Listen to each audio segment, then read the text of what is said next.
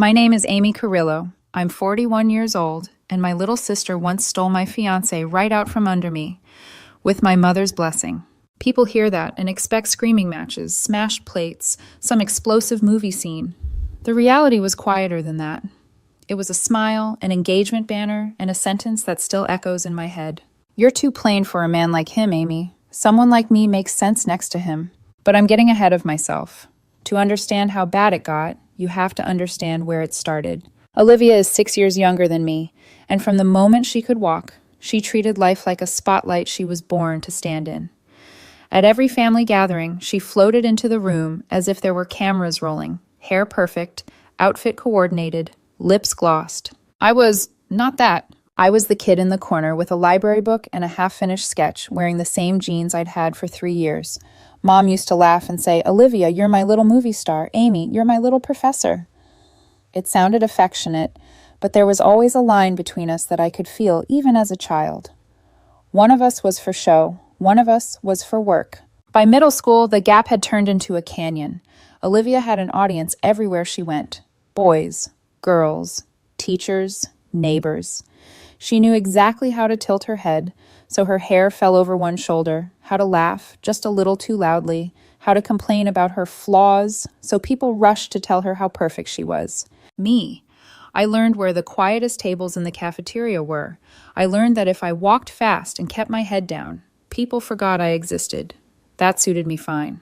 "You could at least try," she'd say, watching me tie my hair into a frizzy bun. "You have such a plain canvas, Amy. No style at all. It's kind of sad." Mom would never correct her. She'd just sigh and tell me, "You know your sister, she's brutally honest. Don't take it to heart." Of course I took it to heart. That's what hearts do. When I left home for high school in another town, I felt like I could breathe for the first time. By the time I got into medical school, I was used to structuring my life around schedules, study groups, and on-call shifts instead of Olivia's dramatics. I visited home only on holidays or short breaks, always keeping my trips brief. The less I saw of her, the less she could hurt me. It worked, for a while. In my first year of med school, I met Dr. Ethan Smith. Back then, he was just Ethan, a senior and part-time duty doctor, tall and lean, with soft blue eyes and a calm voice that could make even the circulatory system sound romantic. He ran extra lessons for freshmen who were drowning in anatomy and physiology. The lecture hall was always packed, especially with girls. "Of course they're all here," my roommate whispered the first time we went. "He looks like a TV doctor." She wasn't wrong. Ethan had that easy confidence that made you feel like he'd seen 100 emergencies and nothing surprised him anymore. But he was also kind. When I stayed back after class one day to ask about a concept I'd messed up, he didn't rush me. He pulled up a chair and drew the whole thing out on a scrap piece of paper, his handwriting looping and precise. "You're overcomplicating it," he said gently. "You're clearly smart. Just trust what you already know." I wanted to roll my eyes and say, "You don't even know me." Instead, I blushed and said, "Thanks, Dr. Smith." "It's Ethan," he corrected with a small smile. One study session turned into 3. 3 turned into weekly coffee just to check how you're doing. By the end of my second year, we were officially dating. He was the first man I ever loved, the first man I ever slept with, the first man my mother was actually excited about. When he proposed, it wasn't some dramatic scene. We were in his tiny apartment, surrounded by textbooks and laundry. He cooked pasta that was slightly oversalted, and after dinner, he took out a small velvet box from his desk drawer. "I know your life is complicated right now," he said, "but the one thing I'm sure of is you. Marry me, Amy." I cried. I said yes. It felt simple, solid, like the first thing in my life that wasn't conditional. That winter, I went home for the holidays. Mom saw the ring as soon as I took my coat off. "What is that?" she gasped, grabbing my hand. "Amy, is this—" "It's exactly what you think," I said, laughing. My voice shook. "His name's Ethan. He's a cardiologist, or, well, almost." Mom screamed so loudly the neighbor's dog started barking. "My daughter is marrying a heart specialist," she yelled, as if she'd already printed the invitations. Olivia appeared in the doorway of the kitchen, barefoot, holding a mug of coffee like she was in some ad. Her eyes went straight to the ring. "No way," she said. "You're engaged?" There was something in her voice I couldn't quite place. Shock? Disbelief? Insult? "Yeah," I said, forcing myself to hold her gaze. "We've been together 4 years. Her lips curved up, but her eyes didn't. "To a doctor?" she asked. "Is he, At least cute. Mom smacked her arm. He's a specialist, Olivia. Have some respect. Relax, I'm just asking, Olivia said, flicking her hair over her shoulder. It's just, I never imagined someone like you with someone like that. Someone like me. Someone like that. I swallowed. Mom insisted we invite him over for New Year's Eve dinner. Later, I found out it had been Olivia's idea. Ethan and I didn't have plans that night, so he agreed. As we parked outside my childhood home, I remember feeling oddly light. Maybe this is it, I thought. Proof that I can have something good too. Olivia opened the door before we rang the bell. That was the first red flag. She never stayed home on New Year's. She was always at some party, posting photos with champagne and glitter. You must be Ethan, she said, leaning on the doorframe. She looked him up and down, slowly, like she was appraising a sports car. Wow, Amy, you didn't tell me he was this handsome. Her voice had that sugary tone I'd heard her use on waiters, bouncers, teachers, anyone she wanted something from. Ethan chuckled awkwardly. Nice to meet you, Olivia. All through dinner, Olivia turned the dial up. She laughed at every mildly funny thing he said. She touched his forearm when she leaned over to pass the salad. When we sat down, she slid into the seat beside him with a dramatic little sigh. You get to sit next to him every day, she told me, pouting. Let me be his arm candy tonight. Everyone at the table laughed. I forced myself to smile, telling myself I was being paranoid. She's just being Olivia, I told myself as she asked him about his workouts, his favorite movies, his plans for the future. She flirts with everyone. It doesn't mean anything. When Ethan mentioned that he liked to take a walk after dinner to digest, Olivia's eyes lit up. Oh, you have to let me show you the neighborhood, she said. It's way more interesting than it looks. She was already standing up before I could answer. Ethan looked at me, uncertain. Go if you want, I said, my voice coming out flatter than I intended. I'm going to help Mom with dishes. They left together. I told myself I was being mature, non-jealous, secure. The knot in my stomach disagreed.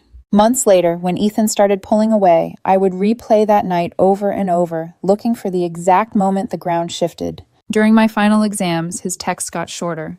Our calls went from an hour to 10 minutes. You're just stressed, he said when I asked about it. Focus on your finals. We'll celebrate after. On the last day of exams, I asked him to pick me up. Can't, he said. I'm slammed tonight. Later that night, when I called, he said he was already in bed at home, exhausted. On a stupid impulse, I decided to surprise him with takeout. His apartment lights were off. No car in the driveway. My call went to voicemail. The next day, he admitted he'd stayed at a colleague's place. It just slipped my mind, he said. It didn't make sense, but I was too tired to fight. I let it go. A week later, with no warning, I asked him directly, Ethan, do you still want to marry me? There was a long, brutal silence on the line. I don't think I love you anymore, he said finally. I'm sorry, Amy. That was it. No explanation, no closure, just the sound of something cracking inside my chest. It took months to stop crying myself to sleep, but eventually I did what I've always done. I buried myself in work, in rounds, in charts. I passed my exams. I graduated. I told myself at least he'd waited until after finals to break my heart. 7 months later, my phone lit up with Olivia's name. I stared at it so long it went to missed call. She rang again. Hi, stranger, she chirped when I finally answered. Guess what? I'm getting engaged. You have to come. My stomach flipped. That's fast, I managed. Who's the guy? You'll meet him at the party, she said. Just be happy for me, okay? A part of me hurt. This should have been my season for wedding plans, not breakup hangovers. But I told myself I could show up for my sister for one night. The night of the engagement, I walked into the venue, smoothed my dress, and looked up at the welcome board. Olivia and Ethan Smith. For a second, my brain refused to process it. Smith is a common name, I told myself. It could be another Ethan. It has to be another Ethan. Then I saw him. Ethan. On the stage. Arm wrapped around Olivia, who was glowing like a bride in a magazine, soaking in the attention. The world narrowed to a tunnel. My ears rang. Mom grabbed my wrist and dragged me to a corner before I could say a word. Don't make a scene, she hissed. No one here knows your history. Let your sister be happy. Be happy? My voice cracked. You knew this was Ethan. Her jaw tightened. He chose her, she said. What did you expect? You're so plain, Amy. Olivia and Ethan make sense. Behind her, Olivia glided over in her white dress, smiling like a cat with feathers in its mouth. Oh, you came, she said, feigning surprise. I almost didn't believe you'd have the guts. I stared at her, at him, at the ring on her finger that should have been mine. You really thought you could keep a man like him? She whispered, leaning in close so only I could hear. Handsome, rich, charming, next to you? People would have laughed. Look at us, Amy. We're perfect together. For a brief, wild moment, I wanted to slap her so hard her earrings flew. My hand even twitched. Mom's fingers dug into my arm. Don't you dare ruin this, she snapped. Have some self-respect and leave. Self-respect. I don't remember leaving the venue. I just remember the cold air hitting my face, my heels stumbling on the pavement, my vision blurred with tears. That night, I made a decision. They would never get another chance to humiliate me. I cut them all off. Olivia, my mother, Ethan, deleted their numbers, blocked everything. It was the most painful, traumatic moment of my life. I had no idea that 15 years later, they'd come knocking again, this time begging me to save the very man who'd helped destroy me. I always thought cutting off your family would feel dramatic. It didn't. It felt like deleting numbers I'd memorized since childhood, like ignoring holidays, like letting my birthday pass without a single message from them and feeling relief instead of pain. After Olivia's engagement stunt, I rebuilt myself the only way I knew how, by drowning in work. Residency swallowed me whole. 12-hour shifts blurred into 15. I slept in call rooms so often the nurses joked they should assign me one permanently. In a strange way, medicine saved me. When you're focused on keeping people alive, you don't have much energy left to replay the moment your sister told you you were too plain to deserve the man you loved. I kept my life small. Work, sleep, eat, repeat. And slowly, very slowly, the ache faded. Not because I forgave anything, but because exhaustion was stronger than heartbreak. Years passed. My career stabilized. I transferred into one of the largest hospital chains in the region. I made friends. I laughed again. And Olivia, Mom, and Ethan remained exactly where they belonged, in the past. I wasn't looking for anyone new. I wasn't looking for anything at all. But then I met Daniel Ward. He didn't sweep into my life with fireworks or charm. He walked quietly into a staff meeting wearing a charcoal suit and carrying a laptop plastered with sticky notes. The board introduced him as one of the new directors. He wasn't loud or flashy. He didn't try to impress anyone. But he had this presence. Calm, steady. The kind of man who could sit in silence without making it awkward. We ran into each other constantly. Hallways, cafeteria, elevators. At first it was polite nods, then small talk, then full conversations. Never rushed, never forced. One afternoon, after a brutal code blue, he found me in the break room, staring at a cup of coffee I couldn't bring myself to drink. Tough day? He asked gently. I looked up, startled. Is it that obvious? He sat across from me, not too close, not too far. You carry it in your shoulders, he said. Most good doctors do. Something about the way he said it unclenched a part of me I didn't know was still tight. We talked, then talked again, then again. And little by little, I realized I didn't feel afraid with him. Not the way I had with Ethan, where every day felt like balancing on a tightrope over a pit I couldn't see. Daniel wasn't a whirlwind. He was a lighthouse. We dated for years, steadily, kindly, quietly. He never made me feel like I had to compete, prove myself, or fight for space in his world. I didn't even realize how much tension I was carrying until it melted away around him. We married in a small ceremony with no theatrics. Just vows, simple rings, and a calm kind of happiness I didn't know existed.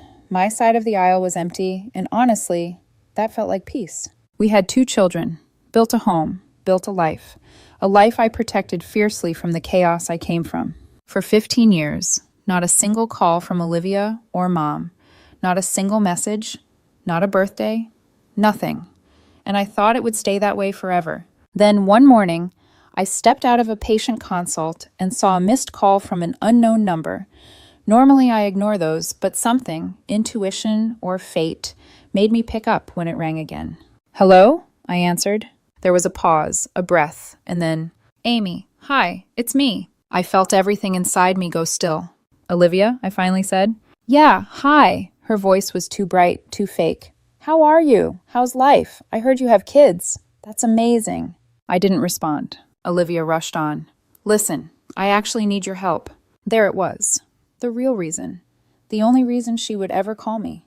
It's Ethan. My stomach dropped as if I were falling through a trapdoor. She took a shaky breath. He's in trouble at work, a post-surgery allergic reaction. They're talking about firing him, maybe even suspending his license. And, well, your husband is on the board, so maybe he could... No, I said. You didn't even hear me out. I don't need to. My voice was ice. She swallowed. Amy, please, he's my husband. I hung up without another word. I know I should have left it there. But that night, after my shift, I logged into the hospital system. My hands moved before my brain could stop them. I typed his name, Ethan Smith. His profile appeared instantly. His photo looked older, more tired, but unmistakably him. The word next to his name? Suspended. I stared at the screen, my heartbeat pounding in my ears. Not joy, not revenge, something colder, something like destiny catching up. I didn't tell Daniel, not yet. I didn't want to open a wound I'd stitched shut years ago. I thought that would be the end of it. But 2 days later, someone knocked on our front door. Daniel answered, and standing on the porch, as if summoned by a nightmare I thought I'd outgrown, was my mother. I couldn't move, couldn't breathe. It was like seeing a ghost. Amy, she whispered, her eyes filling dramatically. Oh, sweetheart, look at you. Daniel stepped beside me protectively. Can we help you? She wrung her hands, dropped the teary act, and blurted, Please help Ethan. He's family. They might revoke his license. Olivia's falling apart. You have to make Daniel fix this, please, Amy. Daniel's expression hardened instantly. I don't fix cases, he said calmly, especially not ones involving patient harm. My mother blinked, stunned. Then she turned to me. You're really going to let this happen? She whispered. After everything? Images flashed. Olivia's smirk. My mother dragging me out of that engagement. Her calling me plain. Yes, I said quietly. I am. She shook her head, muttered something under her breath, and walked away without looking back. The moment the door shut, Daniel turned to me. Are you okay? For the first time in years, the past cracked open inside me. I don't know, I whispered. And I didn't. Daniel didn't push after that. He didn't press for explanations or force me to talk about things I wasn't ready to revisit. He just stayed close. Close enough that I could feel his steadiness, but not so close that I felt cornered. I didn't realize until then how much gentleness mattered. But the quiet didn't last. 2 days later, during a late-night shift, Daniel came into my office. He had that look, controlled but heavy, like he was holding information he didn't want to deliver. Amy, he said softly, closing the door behind him, the board reached a decision. I froze. About Ethan, I asked. He nodded. He's being terminated effective immediately, and because the negligence case is severe, his file is being forwarded to the state healthcare board. That means an external investigation. Potential license revocation. I felt something twist in my stomach. Not triumph, not sadness. Something complicated. Something like closure trying to take shape. What do you want me to do with that information? Daniel asked quietly. The question wasn't about Ethan, it was about me. I inhaled slowly. Nothing. Handle it like you would handle anyone else.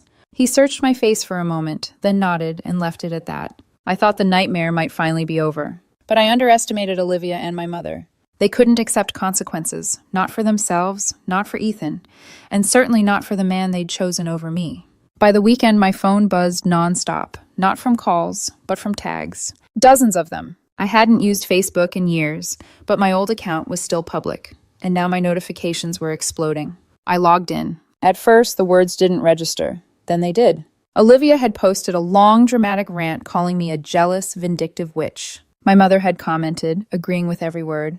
Cousins, aunts, distant relatives, they all piled in. Amy never got over Ethan. She's obsessed. She's using her husband's power to destroy him. She was always bitter and plain. Plain. There it was again. That old word that cut deeper than it should have. Ethan himself had a comment buried in one of the threads. I never loved Amy. She's delusional. I married the woman I always wanted. My hands shook. My pulse thundered in my ears. For a moment, all the years I'd spent rebuilding myself collapsed inward, like someone had punched the breath out of me. Daniel found me staring at the screen, completely silent. Amy, he said softly, stepping behind me. Look at me. I turned. He cupped my jaw gently, grounding me. Don't let them rewrite what happened, he said. Not in your mind. Not in your life. I nodded, but something inside me had already snapped. The part of me that had been quiet for 15 years, the part that knew how Olivia's cruelty felt, how Mom's favoritism burned, how Ethan's betrayal shattered me, woke up. And I realized something important. They didn't want mercy. They didn't want forgiveness. They wanted a villain. Fine. I wouldn't be their doormat anymore. Daniel, I said, my voice steady, don't spare him. He raised an eyebrow. I wasn't planning to, but hearing you say it feels different. I exhaled. Good. But life wasn't done throwing curveballs. 3 days later, I was in my clinic room between appointments when the nurse knocked. Dr. Carrillo, your next patient is here. He doesn't have an appointment, but he insisted on being seen. I grabbed the chart the nurse handed me. No name listed. Just walk in. Flu symptoms. I pushed the door open and felt the world tilt. Ethan Smith sat on the exam table. He smiled weakly. Hi, Amy. Every muscle in my body tensed. Get out. I paid the fee, he said quickly, raising his hands. You're required to treat me. He was right. Legally, I couldn't kick him out, and he knew it. I walked in slowly, my spine stiff. Without breaking eye contact, I tapped my phone on, hit record, and slid it face down onto the counter. What are your symptoms? I asked coolly. He listed a few fake ones. Fever, cough, body aches. None of his vitals reflected it. His pulse was too steady, his breathing too calm. He wasn't sick, he was desperate. I prescribed standard medication, typed up the visit notes, and stood to leave. But he didn't move. Amy, wait, please. I turned reluctantly. I'm sorry, he blurted, for everything. I wanted to apologize for years. I stared at him. He continued, words tumbling over themselves. Your sister, she tricked me. She threatened me. She made me sleep with her. She said she'd accuse me of assault if I didn't leave you. I let him speak, not because I believed him, but because every lie he told was being recorded. And I know, he said breathlessly, I know you still have feelings for me. That's why this hurts you so much. I laughed, actually laughed. His face fell. He pressed on anyway. If you can convince your husband to stop the board from revoking my license, I'll leave Olivia, I swear. You don't have to leave Daniel, but we could have our own thing, in secret. My jaw dropped. He thought I'd want him? He thought I'd cheat? He thought I'd throw away my life for him? You're delusional, I said coldly, and this conversation is over. I opened the door. Security will escort you out. His confidence cracked. Panic flickered across his face. Amy, please! I walked out. As security led him away, I texted Olivia. Your husband just came to my clinic pretending to be a patient. He tried to flirt. He begged me to help him avoid prison. Thought you should know. She replied instantly. I know, he tells me everything. If you help him, you can sleep with him for a night. I don't care. Just save his license. I stared at her message for a long, stunned moment. Then something inside me went calm, quiet, sharp. I knew exactly what I would do next. I don't know how long I stood there staring at Olivia's message. The words didn't feel real, almost like my brain refused to process the level of depravity it was reading. She was offering me her husband for a night. The same husband she stole. The same husband she flaunted in front of me. The same man she'd sworn was her perfect match. Also, I would help cover up his negligence. It was so absurd, my first reaction wasn't even anger. It was a hollow, disbelieving laugh. A laugh that sounded nothing like joy and everything like surrender. Not the surrender of giving up. The surrender of letting the truth finally speak for itself. I walked into the living room where Daniel was reading a report. He looked up immediately when he saw my face. Amy, he asked, standing. I held up my phone, hand trembling. You need to hear this. I pressed play. Ethan's voice filled the room like poison seeping under the door. Amy, I know you still love me. If you can convince your husband to save me, I'll be your lover. You don't have to leave him. Daniel's jaw clenched so hard I thought I heard something crack. But he didn't interrupt. He didn't explode. He didn't yell. He listened. Then I showed him Olivia's messages. He exhaled through his nose, a slow, controlled sound. Amy, he said quietly, if you wanted to press charges just for this, I would support you. I know, I said, but I don't need court. I need truth. He studied me for a long moment. What are you planning? I didn't answer, not out loud, but Daniel saw enough in my eyes to know I wasn't going to sit quietly anymore. That night, after the kids were asleep, I opened Facebook. I found Olivia's profile, my mother's, Ethan's, several relatives who still had me listed as Amy C. I clicked Add Friend. Every one of them accepted immediately. To them, this was a sign, a crack in the door, a chance to push their narrative. They didn't know it was actually an invitation to witness the consequences of their own cruelty. I wrote a post, not angry, not spiteful, just honest. I wrote about the night Olivia stole Ethan, how Mom told me I was too plain, how they humiliated me in front of a crowd, how I left in tears and built an entire life without them, how I hadn't spoken to them in 15 years. I wrote about the recent phone calls, the manipulation, the begging, the entitlement. And then I attached the screenshots, Olivia offering Ethan like he was a bargaining chip, Ethan begging me to be his secret lover. At the end, I uploaded the audio recording, a still image of Ethan's face with the entire conversation playing like a soundtrack of his own downfall. I stared at the post button for a full minute. Then I tapped it. Within seconds, notifications exploded. Within minutes, the comments poured in. Shock, disgust, outrage, support. Extended relatives who once sided with Olivia swiftly flipped. One wrote, "I always wondered why Amy disappeared. This explains everything." Another said, "Olivia, this is sick. You owe the world an apology, not just your sister." I blocked Olivia, Mom, and Ethan before they could respond. My post wasn't for them. It was for the truth. For the girl I used to be. For the woman I became without them. For the closure I was finally earning. Daniel sat beside me, reading silently. Then he wrapped an arm around my shoulders. "You didn't do this for revenge," he murmured. "You did this for yourself." "I did," I whispered. And for the first time, the admission didn't feel shameful. It felt freeing. The next few days were chaotic. Olivia tried contacting me through new numbers. Mom left tearful voicemails begging me to stop destroying the family. I deleted everything without listening. Meanwhile, the state healthcare board officially began its investigation into Ethan. It wasn't personal, it wasn't revenge, it was protocol. But the truth is, he deserved every second of what was coming. I spent the weekend reading comments under my posts like they were chapters of a story I'd finally written the ending to. People defended me. People called Olivia a monster. People dragged Ethan for filth. It was cathartic in a way I never expected. Sunday afternoon, Daniel walked into the living room holding his phone. "They've scheduled Ethan's hearing," he said. "If the state confirms the negligence report, he'll lose his license." I nodded slowly. "Good. And there's more," Daniel added. "There's a possibility of criminal charges." I inhaled deeply. I don't want to influence anything. Whatever happens, let it happen because of what he did, not because of me. Daniel smiled faintly.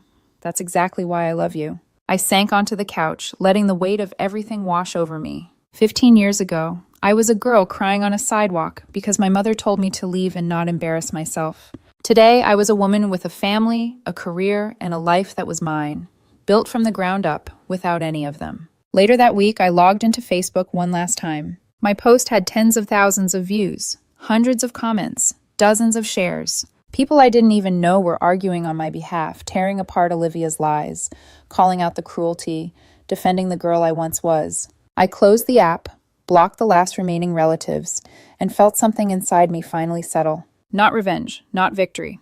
Peace. A week later, I walked into a small art supply store and bought a set of brushes and paints.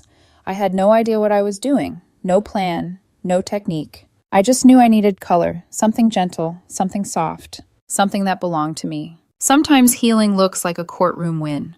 Sometimes it looks like public vindication. And sometimes it looks like a blank canvas.